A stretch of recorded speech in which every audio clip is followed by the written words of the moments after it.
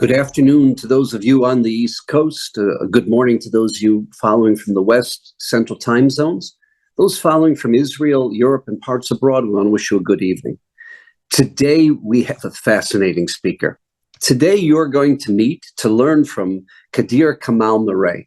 So you'll say, who is Gadeer Kamal-Mreeh? First of all, she's one of the most impactful Israeli women that you'll ever meet. She grew up as a Druze woman in the community. She served as the first non-Jewish anchor of a major Israeli network. She not only was an anchor in Hebrew, but an anchor in Arabic as well. She was appointed by, today he is known as the president, the Nasi of Israel, Bougie Herzog. At the time, he was the head of the Jewish agency. And she was appointed as one of the major directors. She was the senior envoy of the Jewish agency. And not only that, she is the first Druze woman to serve as a member of the Knesset. She was a member of the Kachol V'Lavan, the blue and white party. But despite her incredible resume, she's a fascinating person. She's an engaging person, and she's a person that will open your mind, open your perspective on the world. And it's just a blessing that she's chosen to give us some time, to spend time with us. Gadeer, we can't thank you enough. On behalf of the Friends of the IDF, we want to thank you for your just incredibly gracious amount of time, the opportunity we have to learn from you, and we're very, very excited today. Hey, Steve, thank you for having me. Actually, I have been following the work of FIDF. I have to say, I love the story. I love the motive. I love what you are doing. And it's connected to what we are doing, all of us, that we have no privilege to give up in this crucial time when we are facing this unprecedented, I would say, existential threats. So thank you for having me. And I would love to start by my story. I believe my story is very authentic itself, and allow me to share my presentation. And then I believe we will have time also for discussion, me and you. People usually ask me, who are you? Like, who are you, Gadeer? I say I'm an Israeli, but not a Jew. I am an Arab, but not a Muslim. I am a minority within the Arab minority. My mother tongue is Arabic. My religion is Druze, and I am proud Israeli living in Washington, D.C. Good luck. And then globally, sometimes people, what does that mean, Druze? Are you a Druze? Are you a Jew? I say, no, I am a Druze. Like, we have our own religion. And this is my father, Waji, my mother, Asia. My father was a contractor. I remember almost on every Saturday, we hosted a Jewish family at our home. Friends of my parents, colleagues who worked with my father. And my father always told me, Gadeer, you are not a Druze in the Jewish state. You are an integral part of the state of Israel. I see that the presentation is not running. Steve, correct me if I am wrong. Let me try again. Let us try again. We never give up. We did see the picture of your father. Yeah, but I want you to see it running. We will succeed, trust me. I want you to see it running, and it will run. Okay. It will run. Yeah, now it's running. Correct me if I am wrong. This is beautiful Israel that I miss so much. So my father was always telling me, you are not a Druze in the Jewish state. You must be an engaged, responsible social agent. And this is how we were raised, social agents. I remember in a very early stage of my life, I was connected to politics, to society. I was in Hatzofim. I was representing my country, my village and delegations. I even hosted, Steve, my first TV show when I was 12 years old. Interviewing my teachers, filming homework instead of writing homework. And this is what I do. I believe in people. I believe in the power of people in mobilizing society. And now this is what I do. I connect communities. So I was always curious to know, who are we, the Druze people, not just domestically in Israel, but regionally. The Druze people in the world, we have just 1.5 million Druze members. The majority are living in the Middle East, in 4 countries, in Israel, Jordan, Syria, and in Lebanon. In Lebanon, although you see the number, there are 280,000, but actually half of them relocated. We see second or third waves of generations who relocated and left Lebanon because of the political instability. In Jordan, we have very tiny minority, less than 20,000. In Syria, we have 750,000, which is the majority in the mountain of the Druze. But as we know, and as we are following in recent months, post the fall of Bashar al-Assad, they are suffering from their own political instability, which lead us to the fact that the Israeli Druze today, there are 150,000. We are considered to be the most stable, strong, influential Druze minority in the region. Although we are less than 2% of the total population in Israel, we live in 16 Druze villages. All of them are located in three major area in the north of Israel, in the Carmel, in the Galilee, and in the Golan Heights. But we succeeded to be a successful model of integration that I believe that the state of Israel can be proud of. The fact that we are Israelis more than Israelis, the fact that although my mother tongue in Arabic, and as you mentioned, I broadcasted news in Israel in two languages, in Arabic and in Hebrew, I took half a year private lessons in order to be able to speak pure Arabic because I think and dream in Hebrew. So the successful model of an integration of the Druze started even before the establishment of the state of Israel. And there are so many historic facts, and I really encourage you to go in open sources, books, stories about the unique relationship between the Druze and the Jews that started even last century. I don't know, Steve, if you recognize upper left, the man here, number 5, one of the founders of IDF, Yitzhak Sadeh. In 1948, this photo was taken in my hometown, Daliat El Carmel. There was already then Druze fighters and friends. Imagine the deep trust between Jews and Druze. At that time, our leaders, the Druze leaders, realized that there is a similarity between the Druze and the Jews when we talk about the Zionist movement, when we talk about values. That is why the Druze people decided to fight with the Jewish people, to stand with them, and to build the state of Israel with them. If you see the upper right photo, the first official visit of Ben-Gurion as a prime minister to a non-Jewish community was to visit the Druze community in Julis, to visit the spiritual leader of the Druze community, Sheikh Tarif, to thank him already then of the contribution of the Druze people to build the state of Israel. We see here in lower left, in 1956, the mandatory military conscription law was applied for the Druze. Every Druze male aged 18 drafted into army, mandatory. And if you see the last photo, lower right, I don't know if you recognize here, Steve, the man in that photo, Abba Khushi. Abba Khushi was a prominent leader, the mayor of the city of Haifa. Unfortunately, now we have two Black Saturdays or two Shabbat Shchora. Do you remember the first one, June 1946, when Jewish cities were attacked? Haifa was attacked. So the Druze people protected his life, saved his life. He was hidden there in Isfia, a Druze town, slept there for 3 months, and they saved his life. So this photo is with Abu Rukn family. So there are very deep connection, I would say natural connection, relying first on mutual values. That's why the relationship succeeded to survive all challenges since the establishment of the state. More than that, the Jewish administration, the Zionist movement saw the Druze as a stabilizer even in the region, beyond the state of Israel.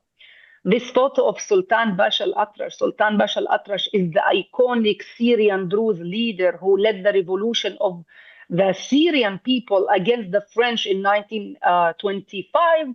And we see again Abba Khushi. Abba Khushi had several meetings with him in 1939. So the meetings was, seeing the Druze as a trusted partner. Then Abahushi suggested that if there is instability under the British mandate, maybe the Druze may relocate to Syria, something that Al-Atrash didn't respond with that enthusiasm. But the fact that there was diplomatic dialogues already then between the Druze and the Jews before the establishment of the State of Israel just emphasized what we are talking about, that the Druze has been always seen as trusted, reliable minority. As you know, Steve, today we are considered to be the most loyal minority in Israel. We draft into army in the highest percentage. 82% of Druze males draft into army, higher than the number among even the Jewish sector, which is around 74%. So imagine what does that mean. So it reflects the deep connection, and we have around 1,800 soldiers, Druze soldiers in IDF. And as you know, we are in high-ranking positions. The COGAT, the coordinator of the government in the territories, has been always a Druze. We had Kamil Abu Rukn. We have now Ghassan Alayan. The fact that by definition we are Arabs because our mother tongue is Arabic, it means that we understand very well the Middle East. We understand very well the culture, the nuances. So we can be somehow a bridge that can assist IDF, that can assist the State of Israel in those, let's say, sensitive or delicate places, including in IDF or security forces and units, but beyond, which is very unique to the Druze. By the way, there are so many interesting factors about the Druze. We believe in reincarnation, in the transmigration of soul after death. That's why the myth that the Druze soldiers are so brave because they don't fear death. When we talk about gender equality, I lecture also about gender equality. We are the only religion in which a woman can ask and get a divorce, Steve, even without the approval of her husband. Imagine what does that mean. Although socially speaking, we are a conservative society still, but modernization is coming and penetrating globally, and it's about anyone studying cultures. It's penetrating, and we have been witnessing in recent years that Druze females now are ahead. I would say there is no any taboo. Today, Druze females are in everywhere, even in NASA. We have athletics. We have so many achievements of Druze females. So the rapidity of the change among the Druze community in Israel, it is fascinating. When we are talking about that, the State of Israel actually is seeing the Druze people as a stabilizer. I am sure you are following what's happening also in Syria after the fall of Bashar al-Assad in December. Israel historically has been interested in southern Syria. If you would see, this area in the south is mainly a Druze area. So Israel, even last century, and now even the last visit of Prime Minister Netanyahu here, he tried and is trying to convince Trump administration to form kind of buffer zone here for the Druze people, because this area strategically, geographically is crucial for the stability of Israel. As you know, we have a new administration in Syria. It's early to predict the stability if we are going to see a new, like we are saying, a terrorist in a suit or a real leader. So Israel post-October 7th method, I would say, with the zero trust regional view, we are here coming to secure our borders. So we are thinking and working and collaborating with the Druze minorities in this area through humanitarian support, through intelligence collaborations. If you see here, we have a Tanf between the border of Jordan and Syria. We have a Tanf U.S. military base, which is crucial as a military base. So Israel also is seeing this area as crucial. There have been talks to build somehow a continuity of the Druze from the Golan Heights to this buffer zone.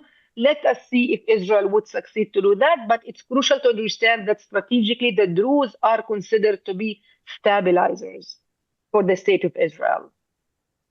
Next, I will take you, Steve, to my hometown, Daliat el-Carmel. This is Beit Yad Labanim, what we call today Beit Yad Labanim. It's fascinating that paragraphs of our national anthem, Hatikva, was written in that home. This home is Lawrence Oliphant's home. Lawrence Oliphant was a Jewish British diplomat. He came in 1884 to the region, to my hometown, Daliat el-Carmel in the Carmel Mountains, fell in love with the region and decided to build his own home. And he actually asked the Jewish people to build that home. And then when he lived there, he hosted Lawrence Oliphant, who wrote, Naftali Hertz Amber. Lawrence Oliphant hosted Naftali Hertz Amber, who wrote paragraphs of Hatikva in a Druze hometown.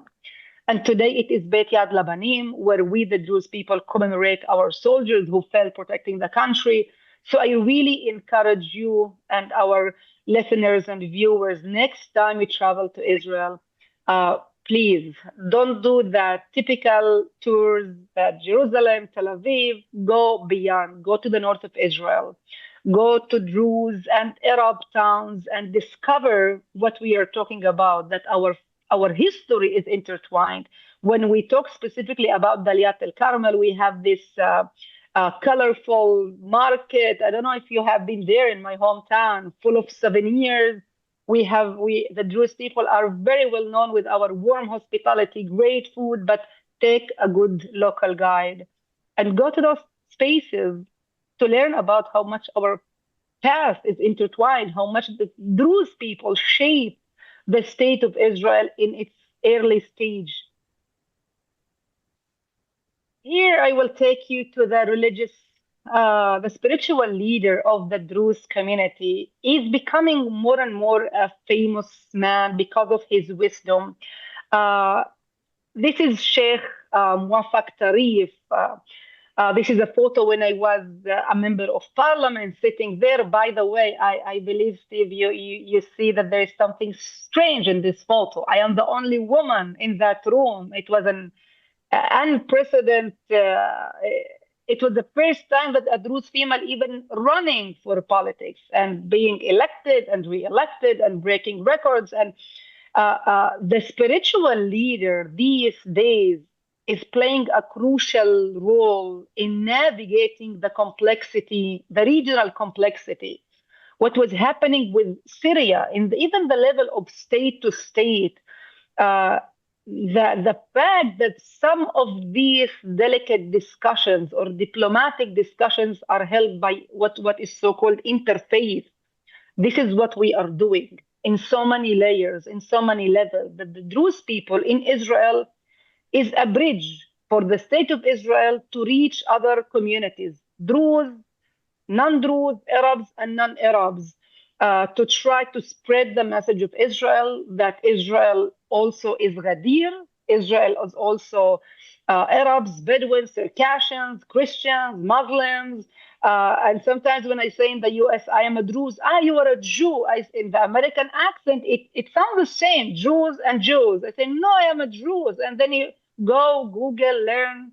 And this is Israel. I believe it's a very beautiful, important message to spread to the world that this is Israel, full of ethnicities, of people from different religions, languages, colors.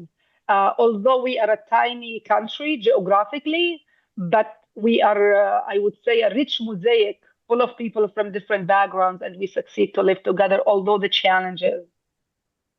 I would take you to October 7th. As you know, unprecedented existential threats facing 7 active fronts. And you would see the immediate natural response of the Druze community. The spiritual leader immediately went to the hostages square, emphasizing the deep commitment of the Druze community, that all of our men in the battlefield, you would see, my mom called from Israel that day. Gadeer, you would see that they were asking people even to stop donating supplies because logistically they couldn't transfer that to the south. The immediate response, and by the way, Steve, it's not just limited to the Druze community. What we had on October 7th, I don't know if you saw the Democracy Institute, they had an interesting poll on November 8th showing that Israel had a peak moment of national unity. We were polarized socially, politically. And October 7th united us all. We saw photos from Bedouins, people from Rahat, donating money and supplies for the evacuees. We saw the ultra Orthodox sector, suddenly 30% of them are pro drafting to IDF. So, also among the Druze people, full commitment, full support. In the first weeks, we had 12 soldiers who fell protecting the country.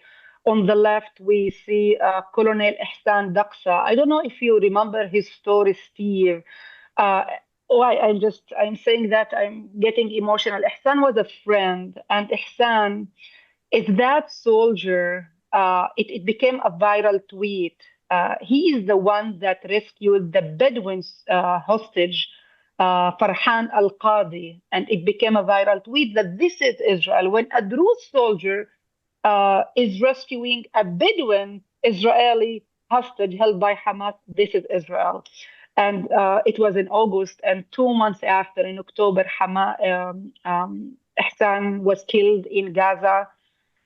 And it would sound for you like in the first weeks after October 7th that losing 12 soldiers, it's a tiny number, but imagine for a small community in which everyone knows everyone, like it's our national trauma. As we say in Israel, that sometimes a stranger wouldn't understand what does that mean to be an Israeli on October 7th, that every Israeli knew an Israeli who was killed or injured or kidnapped by Hamas. And this has happened to us internally as a community, that we know everyone in this. And those are our friends. And there's the famous, also, I would say, story of Habqa, Salman Habqa. It was also famous because Salman Habqa was a lieutenant colonel. And Hamas and Salman didn't wait for any command. He woke up that Saturday at 6:30, heard the news, took his car. I don't know if you know where is Yanuh Jat, a Druze village in the north of Israel. He drove his car directly to Kibbutz Be'eri. And then he said, okay, I'm going to take a tank. He drove a tank. And in that interview, he's saying all what I wanted that day when I was driving the tank, that all families with their children hiding in their shelters to hear the noise of the tank coming. IDF is here. You are not alone. We are going to protect you. This is in an interview that he gave, but a week after he was killed in Gaza. So there are so many heroic stories of Druze soldiers who didn't wait for anyone, just immediately on October 7th. And in that war, since October 8th till now, that they are beautiful Israel. I think this is the correct word to describe. And of course, the trauma of Majdal-Shams for the Druze community in July 2024. I am sure you remember, Steve, that tragedy, that it was hard to believe that a tiny village losing 12 children on one day when they were playing soccer. By the way, strategically, or when we talk about military operation, it was the trigger that, or the cause for expanding the operation or mobilizing IDF forces to the north and starting focusing more on Hezbollah. That was a threat. I would call it our Shabbat Shura, our Black Saturday. But let us be more optimistic in the term of some of the positive impact of this Shabbat Shura, that those communities, as you know, in the Golan Heights, we have 4 Druze villages who were originally Syrian villages annexed by Israel. and have been processing a slow integration process, let's say, when these Druze communities felt the hug in these funerals by the Israeli society, it was fascinating. And it was another catalyst that succeeded to bring them more to their Israeli identity. You should follow the nuances in the mayor's interviews, how they are saying in the most declarative, proud way that we are Israelis. Of course, realpolitik, common sense, they were seeing the instability in Syria and they understand that they are enjoying democracy, freedom under Israel as a country. But seeing the hug that they received from Israel was fascinating. My mother told me she was in the funeral. She saw there all sectors of Israeli society. There were settlers who traveled to the Golan Heights to come to participate in that funeral. So we are witnessing in recent months more and more integration of these communities in the Israeli society post Majdal-Shams strategy. I would say it's a positive impact. Let us go to challenges that the Israeli Druze are facing. These numbers are from last election, November 2022. Unfortunately, now, Steve, we have so much database. We had 5 elections in 4 years. We broke global records. See the numbers. 2,360,000 Israelis voted for the bloc of Prime Minister Netanyahu. 2,330,000 Israelis voted for the bloc of anti-Prime Minister Netanyahu, which means Israel is divided 50-50 to Jews, Arabs, pro-government, against government, and how that or where that meets the Druze community. So politically, when we talk about identity, it's interesting to see, although the challenges, 85% of the Druze people still vote to center right, which means just 15% of Druze people vote for Arab parties or what is considered to be left parties. Although there is dynamism and rapid changes in what is considered to be left and right, but there is crucial, I would say, internal challenges regarding the identity of the Druze people. When in the national level, Israel is heading toward emphasizing more the Jewishness of the state of Israel, more than the democratic values of the state of Israel, we are questioning ourselves. Are we left behind as the loyalist minority? How that, we have been always said that we have our own status. We have an academic, different, separated academic institutions, curriculum. We are by definition an Arabs because our mother tongue in Arabic, but we are a Druze. It means we caught in the middle between Jews and Arabs. So in recent years, there are many questions about our identity, about our sense of belonging to the state, about the commitment of the state to us, to the Jewish people. In Israel, we measure socioeconomic status from 1 to 10 in municipality level. The highest municipality level among any Druze village is 4. In my hometown, Daliat al-Carmel, in Yarka village, all other, from 16 Druze villages, all other are lower than 4 socioeconomic status. So we are asking ourselves, yes, there are gaps. The country, the state, Jerusalem, administration, government, we can call it as you wish. They are trying to work hard, putting budgets, legislating, but in the other hand, we understand that in the field, there are still gaps when we talk about the commitment to minorities, especially to us, to the Druze community, that, I would say we proved already our loyalty to the state. It's the turn of the state to prove or to emphasize its loyalty and commitment to us. So this is one of the major challenges influenced by the changes in the national level politically.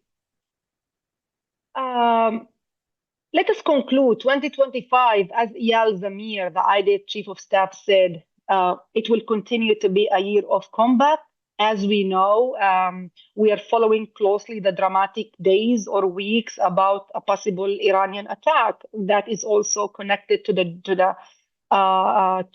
Israel. The Witkoff efforts. Till today, we have still 55 hostages. The collapse of ceasefire. Are we going to have talks with Lebanon, with Syria, the day after Gaza? It means if we conclude, Steve, we are still in dramatic years in all layers. Politically, there is instability, security matters, questions, and the Druze are there as trusted, reliable minority standing with the state of Israel. And regardless of any domestic, political, economy, or any other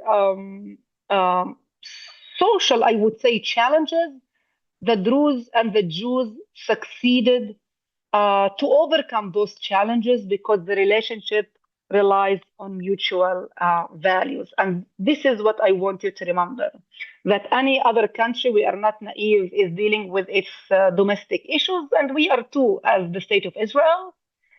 But we are succeeding to keep this unique, strong relationship with our brothers and sisters in Israel. Gadeer, we can't thank you enough for that presentation. I cannot hear you, Steve. Can you hear me now?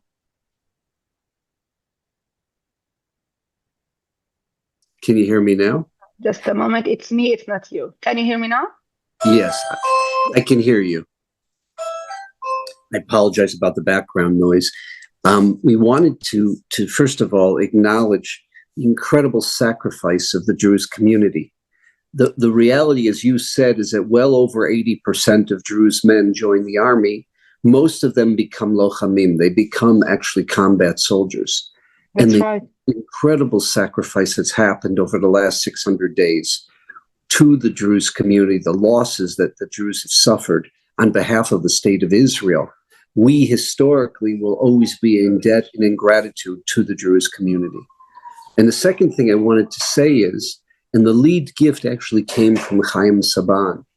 We're very proud that we've made an over $8 million commitment to creating the Druze Heritage Center.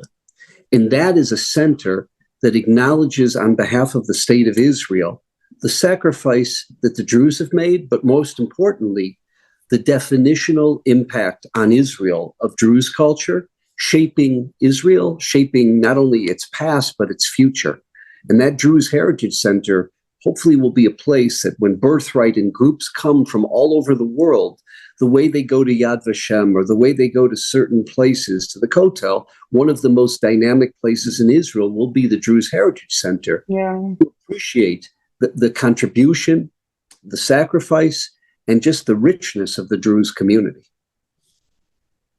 Thank you very much. I agree. I always say we need to leverage or convert our relationship. We were saying historically, Brit Damim or covenant of blood. I said we need to change the terminology. It's a covenant of life. Brit Chaim velo Brit Damim. It's beyond blood. I am not coming here to die with you. I am coming here to live with you as an equal citizen. So the commitment here is, or the challenge here is what we are doing, exactly what you said. Covenant of life. Gadeer, could you share with us where you see things going in terms of the Druze community in southern Syria? First and foremost, their safety and their security. Secondly, the ability of, now that things have changed politically, of Israeli Druze and Syrian Druze to connect with each other, to have relationships with each other. Can you share with us and give us some insights? So I don't know if you saw, there was a historic visit of religious leaders to Israel in April. But a couple of days after, they were being killed. There was a massacre in Syria as a revenge. For what does that mean? Are you an Israeli proxy? Which means I think their dilemma now, or their challenge, would be on the one hand to say, yeah, we are backed by a regional superpower as Israel in terms of deterrence. But on the other hand, not to be domestically seen in a declarative way as an Israeli proxy. It's early to predict, Steve, the domestic dynamics in Syria. I have been studying, following that very carefully, and I am hearing different scenarios. Is Al-Shara or Al-Julani or the Khalifa in a suit, or is going to be the promising, central, stable, brave leader? Or not. Some people are predicting his fall in weeks, and some are saying no, he is backed by the US administration and other countries, so he would stay there. How that is going to affect the Druze minority, we know that at the end of the day, it's challenging. It's going to be challenging years for them. They have been in that war for years, fighting for their basic rights, basic needs, basic freedom as a separate religious ethnic group, as a Druze. And we have been witnessing, and history taught us that Israel has been always in good relationship with the Druze in the south, in the humanitarian level, in the strategic level, in the security level.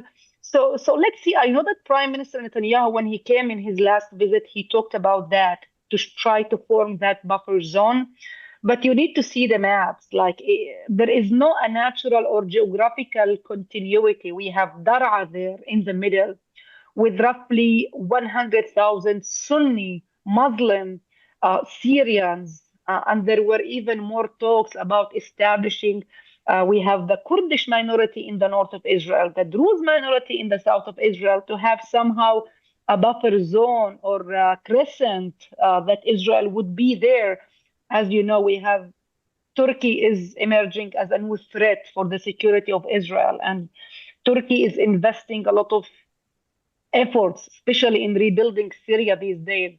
So it's fascinating to see that all layers are connected. The humanitarian level, the commitment to the Druze community in the region beyond Israel, because we have families there, we have friends there. So are we committed to them as Israel? I believe yes, in the basic humanitarian level.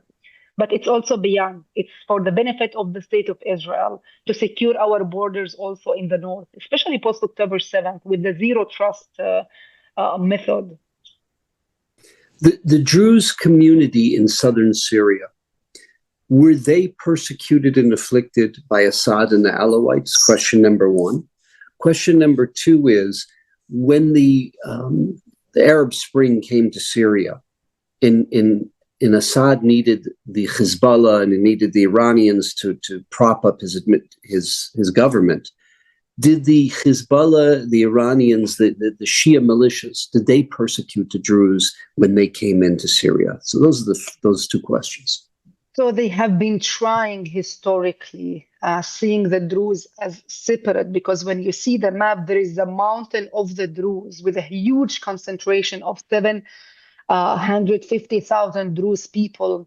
Historically, the fact that they are what they call themselves the grandsons of Sultan Bashar al-Atrash, that they are the people who led the revolution, who built the new Syria, they didn't succeed to touch them. So they were suffering from persecutions through the years. And as you know, Bashar al-Assad is not the when we talk about leadership, it's a dictatorship. But although he tried, he didn't succeed to touch them. They succeeded to maintain their unique identity and to survive through the years.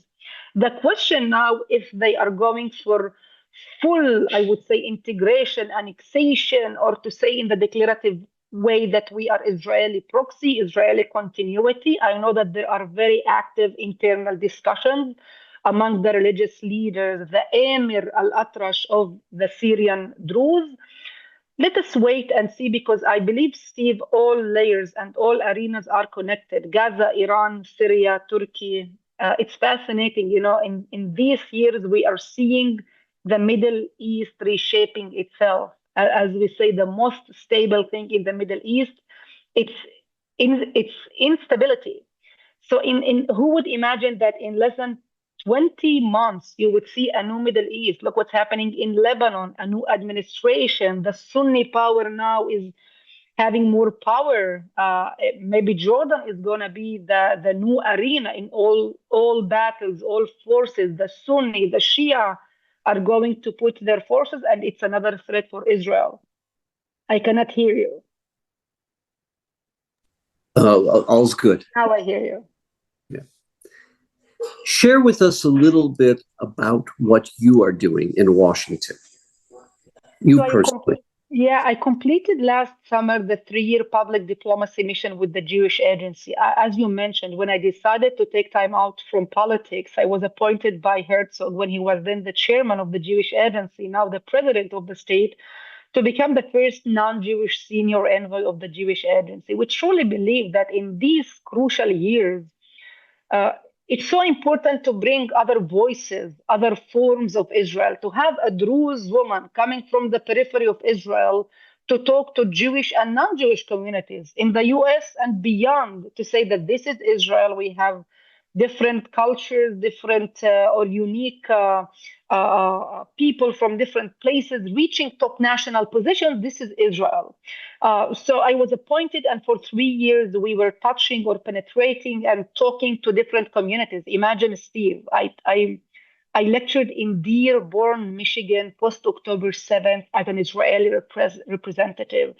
And I needed a GoPro with me. I think if it was filmed, it would be a fascinating documentary, because when I just entered there, even I said good evening, and before saying anything else, a woman stood up with a fierce, hostile monologue for 2 minutes, like accusing Israel. Da, da, da, da, da, da. And then, the art of discussion, the art of disagreement, the art of listening. You allow her to vent, and then you start like, nice meeting you. Please mention one book that you read about Israel. Steve, nada. Have you been in Israel or in the region? No. So relying on what you think. And then she said, social media. Oh, we know everything. We see everything. And then, excuse me. You cannot educate yourself what's happening about in the Middle East, in the most complicated conflict in the last century, which is both territorial, religious, through 15 seconds on Instagram. Go educate yourself. And then you understand that combating anti-Semitism or bringing other voices of Israel, not the superficial Hasbara, which I call it Kim Jong-un Hasbara. I am not here to provide the absolute Hasbara, waving with the flags, telling you that we are perfect. We are not naive. Imperfection is part of managing countries. Any evolved, mature person understands that every country is dealing with its domestic challenges, regional problems. We too, we are a young country in this, I would say, crazy neighborhood called Middle East. We are trying to survive. Sometimes we do mistakes. Our neighbors do mistakes. Sometimes we miss opportunities. They miss opportunities. So I here provide the sophisticated, I don't know if even to say advocacy or hasbara, I would say education. So last year, I opened my own global consulting firm, understand my unique voice because I speak Arabic, I understand the Arabic people, language, heritage, history. So I connect the triangle of Israel, Middle East, and US, connecting Arab and Jews. And it's crucial post-October 7th for the state of Israel and for our people. And it's fascinating. It's fascinating in so many layers to see how we succeed to penetrate to different communities, how we succeed to touch them. There are so many fascinating stories. I am writing a book. And this is another reflection of the power of people-to-people talks, Steve, that we have no privilege to give up. We need to touch every community. We need to try at least to talk to everyone under what we called public diplomacy, track 2 diplomacy, soft power. Because at the end of the day, as I say, I am not lecturing about South Africa. I am lecturing about my hometown, my home country. And the motive is so strong. This is my people. This is my identity. This is my place. It's an honor and a privilege to have you to address us. And I'll tell you, if possible, we would like to bring you back again, because your perspective, which it's a multi-layered perspective. Most American Jews are not sensitive to the nuances, to the subtleties, to the challenges of Israel, and you articulate them I assume English is probably your fourth language, but you articulate them so beautifully and in such an erudite way. It's an incredible honor for us to have you and to learn from you. And we want to thank you for taking the time. We want to wish you the most incredible success in the work that you're doing. And thank you for your role as a leader of Israel. Thank you, Steve. Research has found that you will take home with you and remember just 17% of what I say. So please remember one sentence. It's less than 17%. When people lead, leaders follow. We have great power as leaders. We have great power as people. Thank you. Thank you very much.